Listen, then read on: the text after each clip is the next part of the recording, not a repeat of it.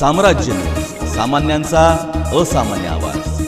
सोलापूर बार्शी महामार्गावर नान्नजवळ झालेल्या भीषण अपघातात दुचाकीवरून जाणाऱ्या 2 युवकांचा जागीच मृत्यू झाला. एसटी बसला दुचाकीने दिलेल्या जोरदार धडकेत दोघांचा जागीच मृत्यू झाल्याची प्राथमिक माहिती मिळत आहे. घटनास्थळावरून मिळालेल्या माहितीनुसार दुचाकी भरधाव वेगात असताना समोरून येणाऱ्या एसटी बसला तिने जोरदार धडक दिली. धडक इतकी भीषण होती की दुचाकीचा चक्काचूर झाला असून दोन्ही युवकांचा जागीच मृत्यू झाला. अपघातानंतर महामार्गावरील वाहतूक काही काळ विस्कळीत झाली होती. नान्नज पोलिसांनी तात्काळ घटनास्थळी धाव घेत पंचनामा सुरू केला आहे. मृत युवकांची ओळख पटवण्याचे काम सुरू आहे. स्थानिकांनी या ठिकाणी वाहतुकीवर नियंत्रण आणि वेगमर्यादा पाळण्यावर भर देण्याची मागणी केली आहे.